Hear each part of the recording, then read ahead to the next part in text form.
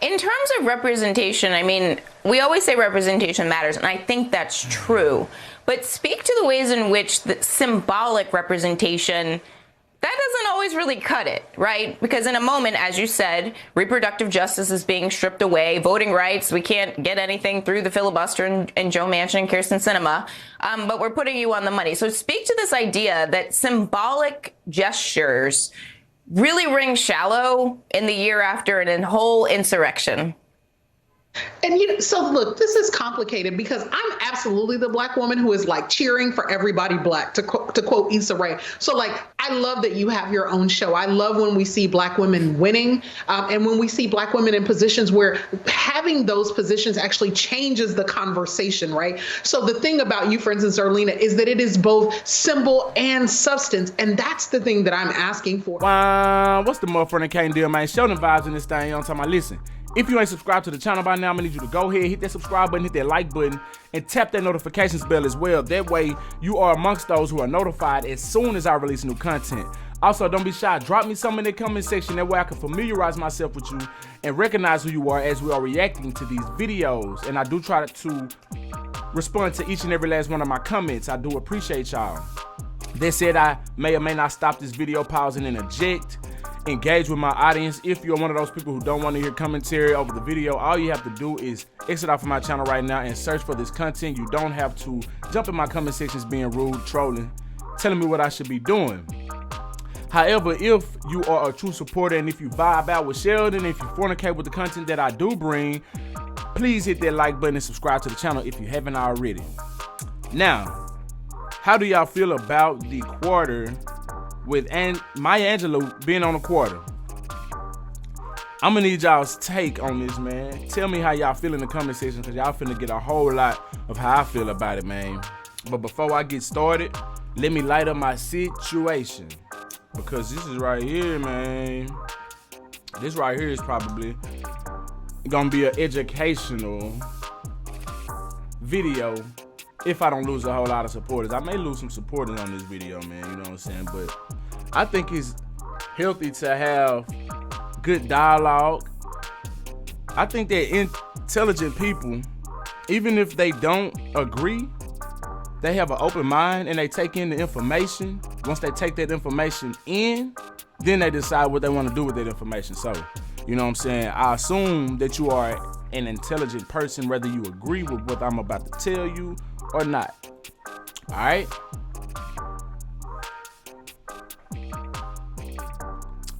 Now,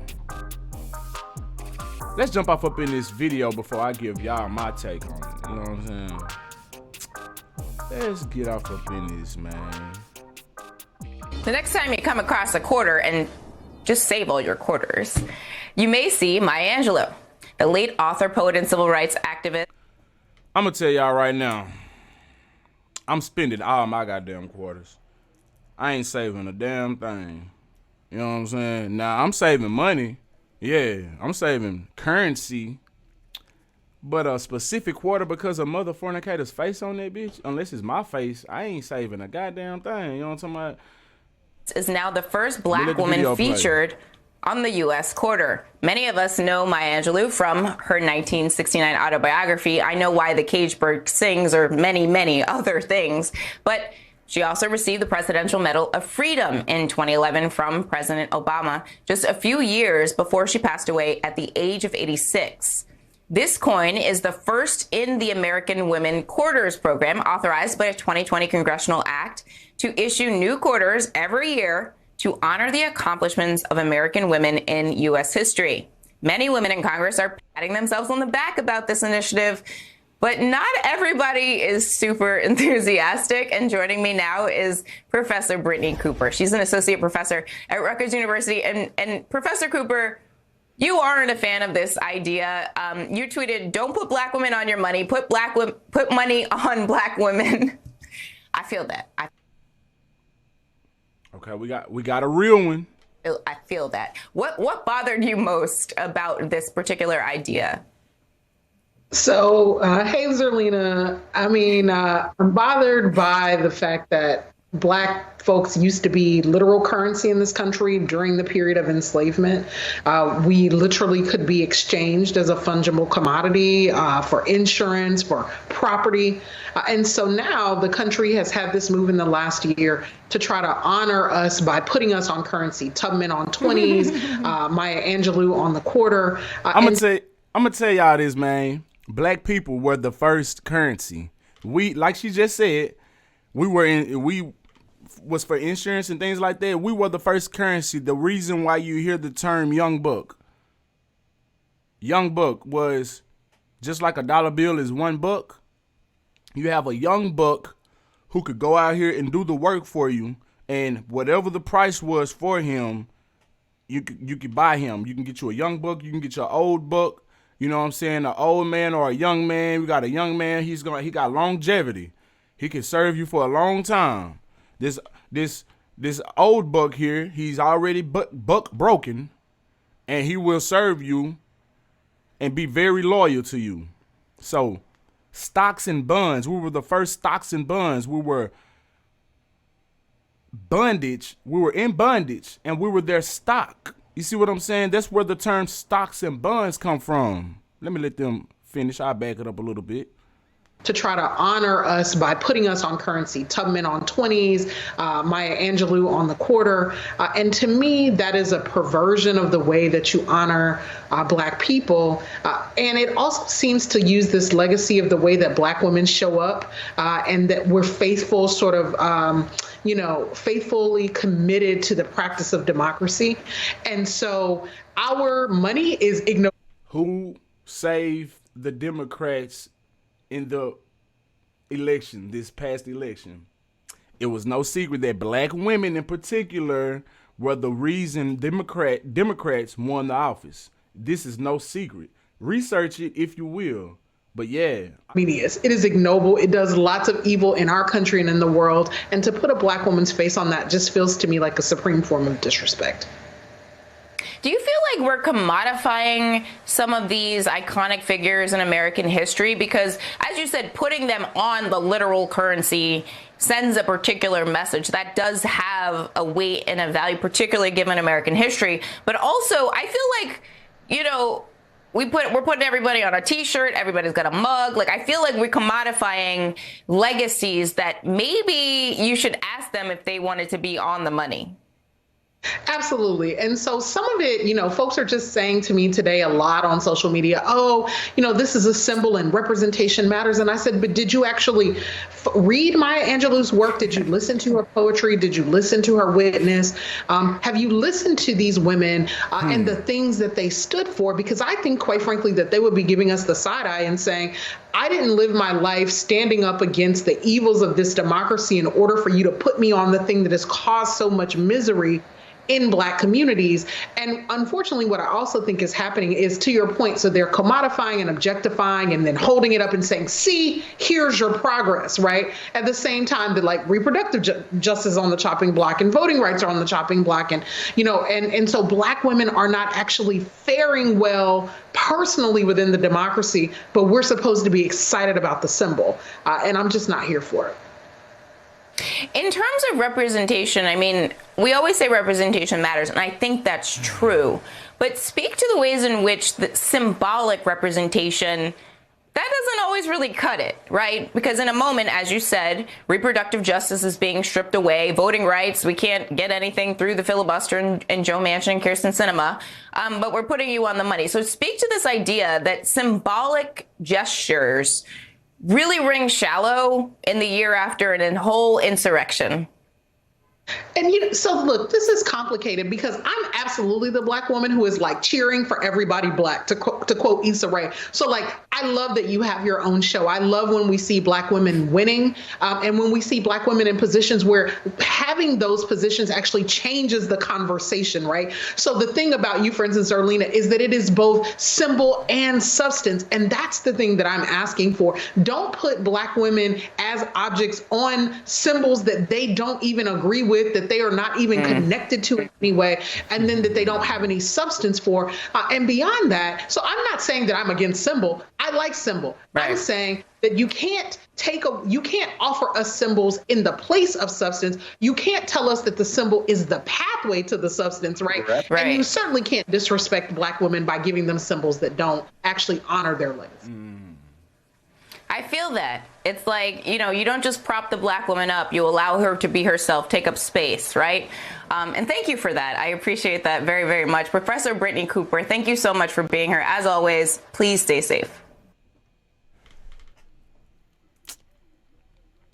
Judge Joe Brown, he spoke on this.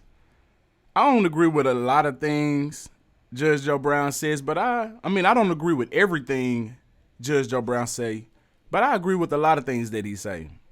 I don't agree with everything any man says on this earth, but that does not mean I don't respect or take in some of that information. Now, Judge Joe Brown said that every race on this earth, the man pretty much shows the status of that race. The man does. Now, if you notice on all currency, there is some women on currency. Do not get me wrong. There's some women on currency. But before that woman was on currency, that man was on the currency. And America has had plenty of men on currency before any woman was on currency. Maybe the Statue of Liberty, if the Statue of Liberty is on currency, hell. Anyway, most men show the status of the race because they are the protectors, the hunter-gatherers, the honorary. We honor the kids and the women in the community. So most men, leaders, are put on the currency. All right? Now, a Black man has yet to be put on a currency yet. Judge Joe Brown spoke on this, and he said that it's a slap in the face to all of the men who have fought for the justice or injustice of Black people and the civil rights and for the advancement of Black people.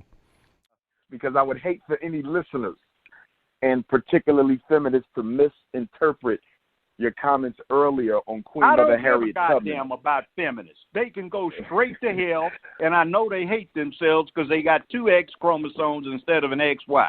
They are fraudulent, self-hating, and they're sick. But do you? That's what I'm saying. Okay, but you don't have a problem with a Black woman, and in this case, Harriet Tubman, being memorialized in whatever way that comes. You don't have a problem with that, do you? Or do you have a problem with that? I got a big problem if it's on a bill before they put a Black man's face on one. I have a big problem with that. Why do you have a problem with a Black the status woman? of an ethnic group is determined by its men, not its women.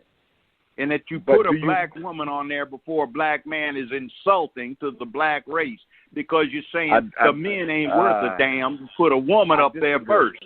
I disagree, well, Judge. But honoring a Black woman, Judge, how is that an insult to Black men? I don't understand that. Because if they had a Black man on there, it wouldn't be. But if you put a Black woman first, that's an insult to Black men. Harriet Tubman rescued 250. She rescued maybe 250. She rescued more than that, Judge. Well, it may be, but there were Black men that did something better than that, too. There's one that's down here featured at a house going into North Memphis here where they had an underground railroad, and the brother got several thousand Black slaves to freedom. Okay. But they don't even commemorate him, and you can't even learn about it. No shade to Maya Angelou. I feel like she's a great woman and she deserves this. But this is not about Maya Angelou. This is way much deeper. And Black people, I want y'all to get away from symbolism. I love my Black goddesses out here. I love my Black queens. I love my sisters out here. You dig me? I honor and respect my Black queens. I got 2 sisters. I have a beautiful mother. I have 2 beautiful daughters. You dig what I mean? I love me some women. I have a whole lot of women in my family. But there's a gender divide going on right here. And if you don't see it, you are having the wool pulled right over your eyes. There's a big gender divide going down right now. Yes, I did a video on Asian doll, and I mentioned the Willie Lynch letter. It was brought to my attention that the Willie Lynch letter may or may not be real. They have no history, documentation of his existence. But nevertheless, the ideologies in that letter do exist. It's very true.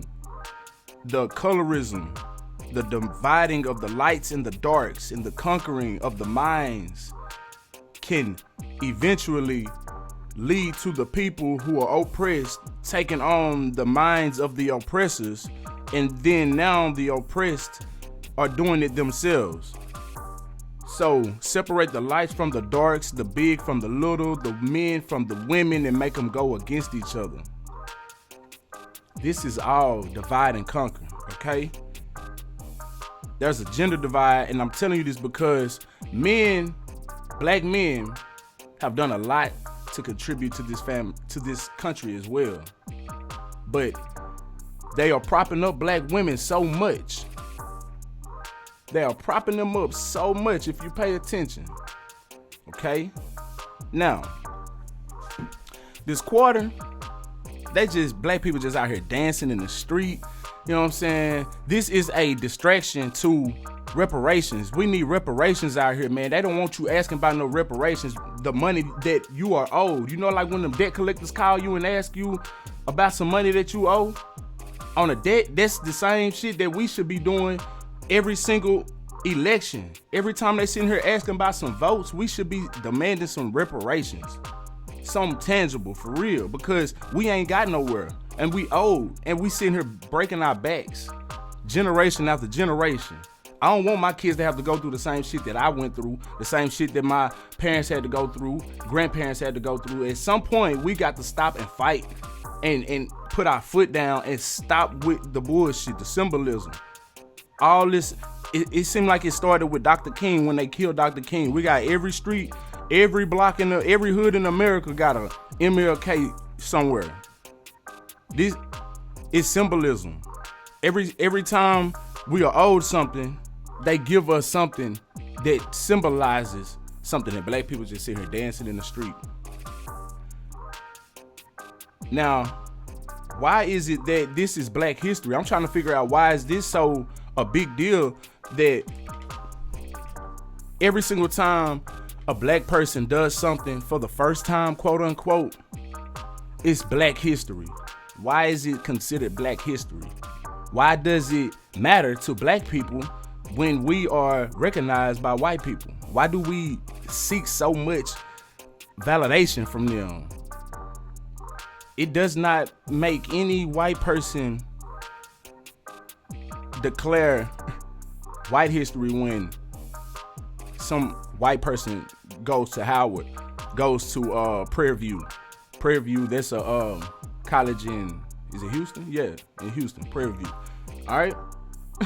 When they go to a HBCU, to say the least, anytime a white person does something to be recognized by black people, it is not white history. It is nothing to be proud of. I did a video on the same video with the when I did the Asian doll about the fit, fresh and fit, talking about that on date dark-skinned women.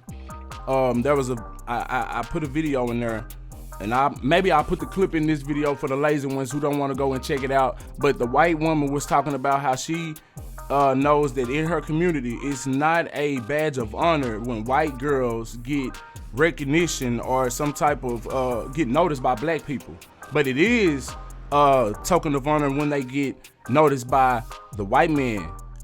Grow up as a white girl. Yes. And you get attention from black guys. Yes. In my experience and all the other white girls that I know, we don't think that getting attention from black guys gives you a status of some sort. If you get attention from the white guys, you do have the status more than if you get attention from black guys. As a man, I'm going to have to respectfully disagree with that. Well, as a woman who gets attention and who grew up in a white culture more than a black culture, I'm going to tell you that getting attention from black guys is not a badge of honor if you're white. Okay. And I'm white. You are white. Yes. Yeah, but if a white girl gets attention from a white guy, that's more valuable in white culture than if she gets attention from a black guy. If she gets attention from a black guy, that doesn't make you a better anything. Like, that doesn't raise you in anybody's eyes. As a matter of fact, in some people's eyes, it does. As a matter of fact, it's a little bit of she's basically not good enough for the white, so she's good for the black guys. That's how it's looked at because the white man has something to offer. Basically, they have a whole system of protection, financial stability, all kind of shit. So it's no badge of honor for a white person to be recognized by black people. And it's not considered white history, but when we do it on the reverse scale, it's black history. Why? We should break out of that and create our own. We have yet to open up our mind and step out of the box and recognize, hey, that's them over there. They created that game over there. We'll never win that game because they created it. How about we just come over here, let them have it, create our own, and just go from there. The same situation when we had our own sports leagues and stuff like that. When we had our own hospitals, schools. Integration is really what messed us up. Black people was thriving. Black people had a lot more going on back in the 60s. We had a lot more going on back in the 60s and junk like that, like owned houses. I mean, look at where we at now. I mean, it was projects back then, don't get me wrong, but more people owned houses and owned land and stuff like that. It's so many people in the projects now, or just apartments, or just renting whatever, Hard to rent though. Black people can't get no loans. We sitting here dancing in the street about some quarter, about some symbolism. We ain't got nothing. This circles all the way back around to this quarter. I'm trying to figure out what is the big deal. Why is this black history? Why are we jumping for joy? Because Maya Angelou is on a quarter. Harriet Tubman was supposed to be on a $20 bill, but hey, I'm gonna spend that bad boy the same way because currency doesn't even have any value. Currency, the dollar bill doesn't even have any value. Money is going digital. Everything is going digital. We got NFTs, cryptocurrency, all kind of stocks,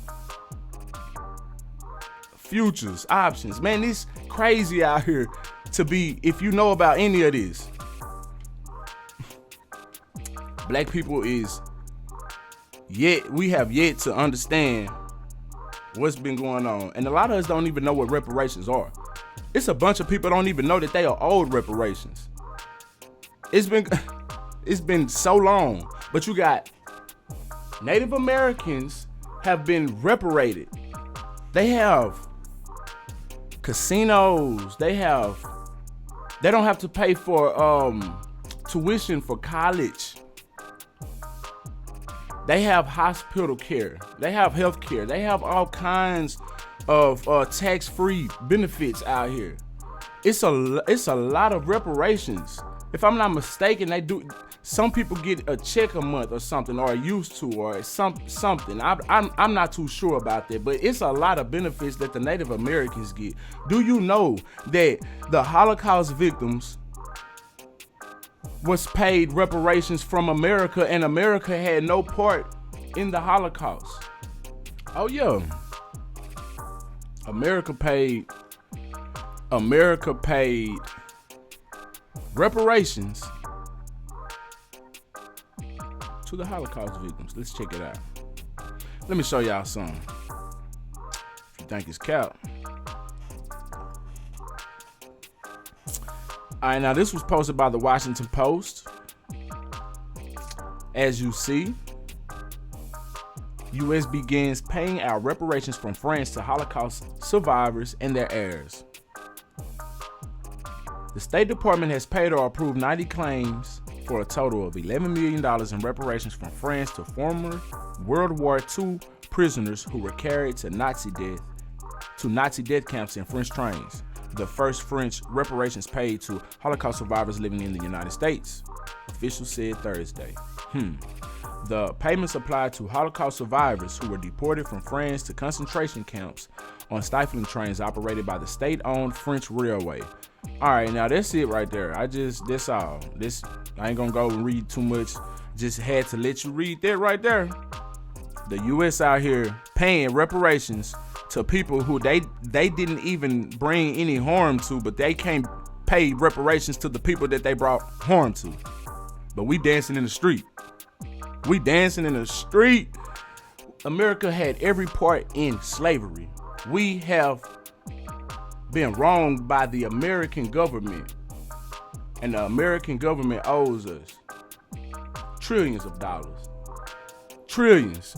They came up with a stimulus pack just like that, out the air. They ain't had to do no study for it. They ain't had to do no thinking about it. Nothing. They came up with it just like that. 2 or 3 of them just like that. Pow. No studies. But when you come with black reparations, oh, they got to come with some study. They got to do studies. They got to do HR bill this for studying and this, that, and the other. Man, cut that check. And if you ain't talking about that and you a politician and you want my vote, I ain't heard you. I need something tangible. I need something to hold. Can I hold something? Because this quarter, a picture on a quarter doesn't mean no justice. I don't get nothing out of that. You know? That don't even mean nothing. That could be who says that's even Maya Angelou on a quarter? That could be anybody. That could be a white woman for all we know. It's just a picture of a quarter. I mean, is it a picture, a specific picture of her from that they took and actually engraved in the quarter? Is it an actual picture? I don't know. Now, on the front of the quarter, they don't tell you this. George Washington is on the front of that quarter, and he was a slave owner. You understand? That's what they don't tell you. George Washington on the front of the quarter, a slave owner. Man, this shit right here, hit deep. I may have lost a bunch of y'all, but hey, be that as it may. And no, I have nothing against black women at all. I have nothing against black women being put on currency and being shown respect, honored, and all of this other stuff. I don't. I see the game for what it is, man. This is a big finesse. This is a distraction. This is a gender divide. It's a lot of things.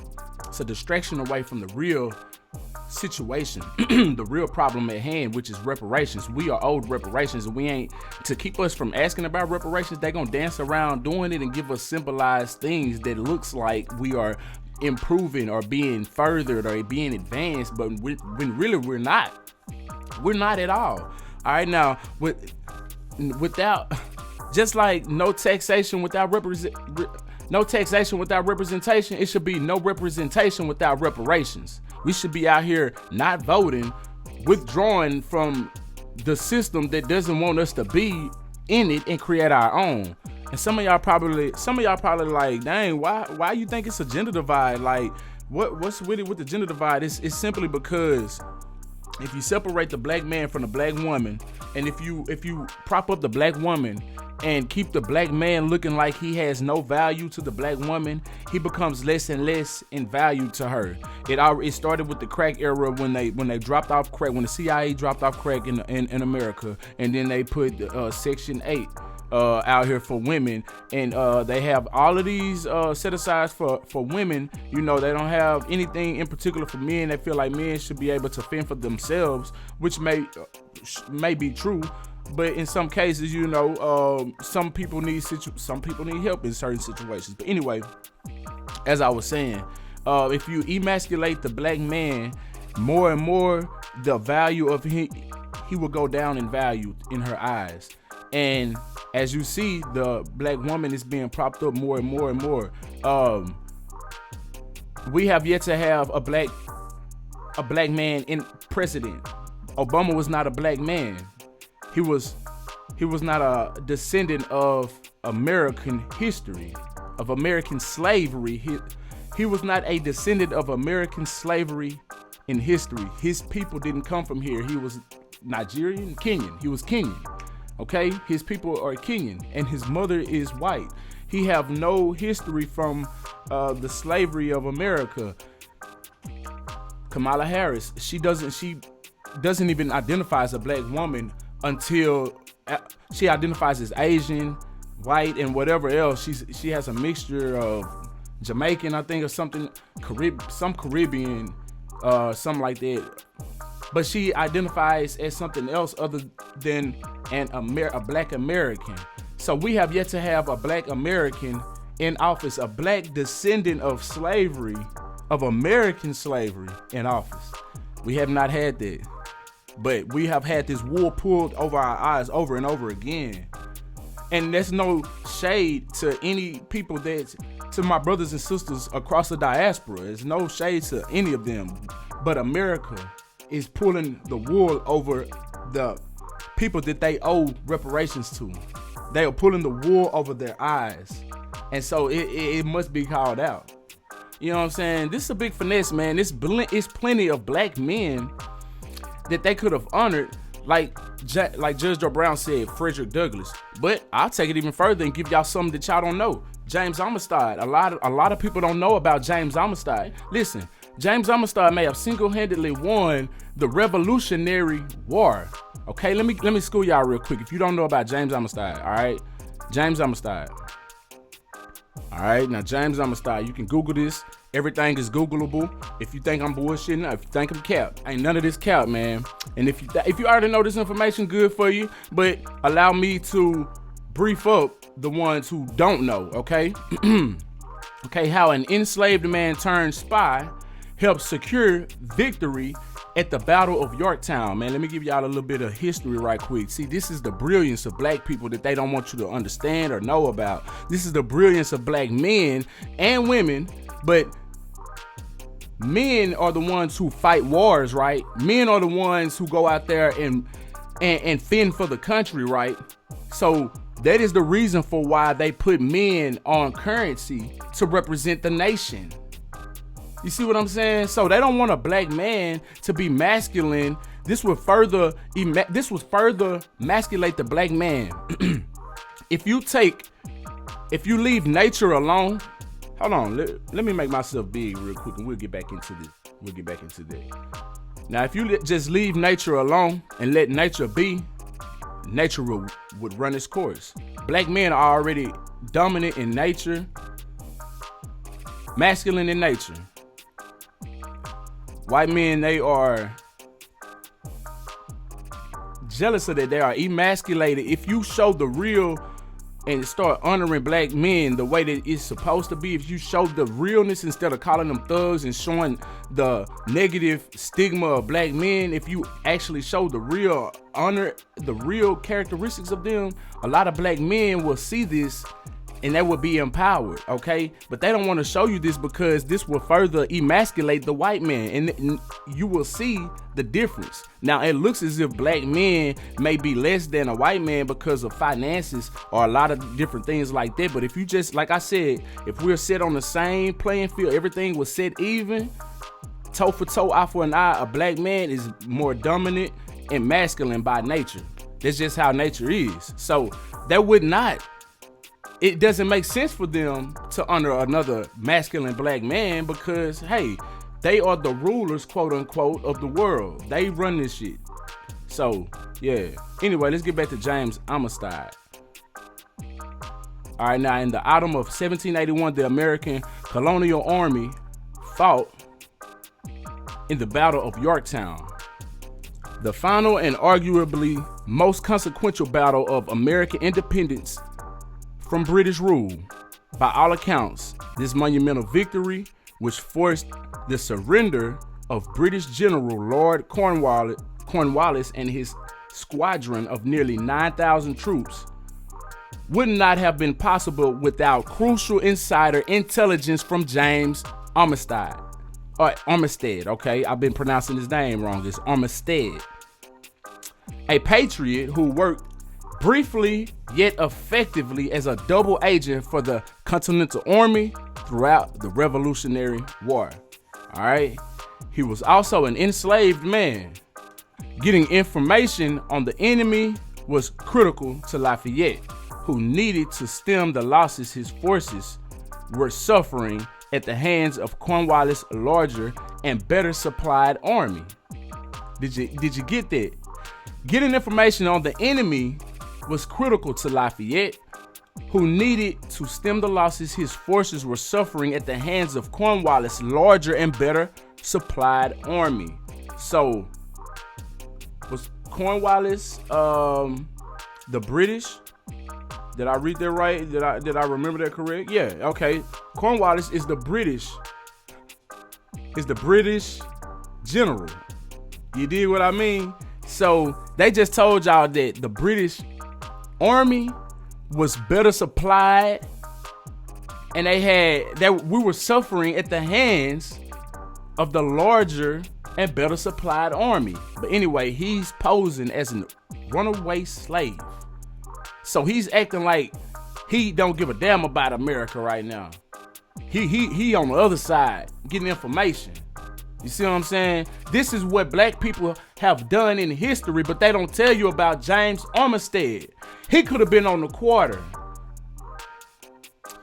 It was a dangerous tightrope act for Armistead. He supplied Lafayette with information on the British through handwritten notes delivered to other spies, meanwhile feeding Cornwallis and his company inaccuracies.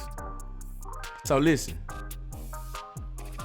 He supplied Lafayette with information on the British through handwritten notes delivered to other spies. Meanwhile, feeding Cornwallis and his company inaccuracies. So he was coming back to America, giving America the solid information on the British, giving them the good game so that way they have the upper hand on the British, and going back to the British, giving them false information on America so that America could get the upper hand. Y'all ain't walking with me, man. One of Armistead's most valuable pieces of intel came near the end of the summer in 1781. He sent a note to Lafayette detailing Cornwallis' move from Portsmouth to Yorktown and the expected arrival of 10,000 British troops at the new location. In response, Lafayette informed General George Washington and the pair made preparations along with French General Comte. I don't know how to pronounce that. Comte de Rochambeau. I don't know how to say all of that. To set a blockade by land and by sea around the Yorktown Peninsula. The siege, combined with constant bombardment, weakened Cornwallis' forces. So in other words, they had the fort set up. They had the gang. They had everything they needed because of the intel that they had just received from this black man. If it wasn't for this black man, they wouldn't have known this. And they wouldn't have been able to set up shop, is what I'm trying to tell y'all, man. Anyway, this weakened Cornwallis' forces, forcing the British commander's surrender on October 19th. Man, come on. Now, after the war officially concluded in 1783, Armistead was forced to return to slavery. Man, I am going to stop that right there on Armistead. And I will allow you to do your own research from there. Armistead, James Armistead. Yeah, so this has nothing to do with the disparaging of black women and not allowing black women to have their shine, quote unquote, but what is shine without substance? Like the lady said. What we out here doing? What are we out here doing, y'all?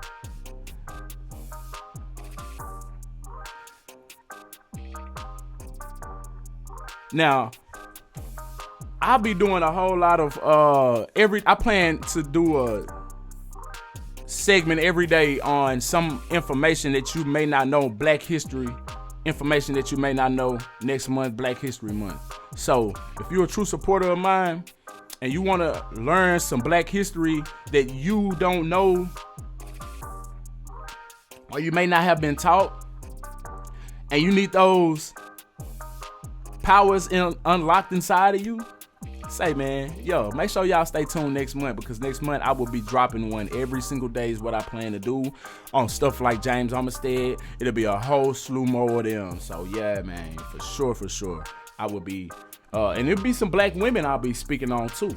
You see what I'm saying? It's a whole lot of black women and black men that have done things for this nation that just aren't being recognized, and that we use every single day that you may not know have been invented by a black person. It's a lot of black men that could have been put on this quarter first or any type of currency first. But damn all of that. I don't give a damn about any image being on the currency. I need that in my pocket. So we need reparations. You know what I'm saying?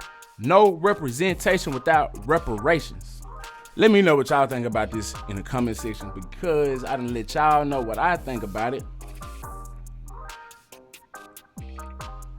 Symbolism, boy. We gotta get up off of this symbolism. Wow, sad out here, man. Sad. Hey, I want to give a big shout out to my partner, Aya Uno, the Emotional Club. Emotional America is the brand. Emotional America. I will be rocking some of this shit. I had on a headband. It's not in this room. It's in my other room over there. And I had that on in one of my other videos, and it said the Emotional Club on it, just like this. Good shit, you know what I'm saying? I'll leave his IG link, and yeah, if you want some good old drip from the Emotional Club, make sure you hit them up. I'm SheldonVybez. Black people, love y'all. Till next time, stay safe out here. Signing out.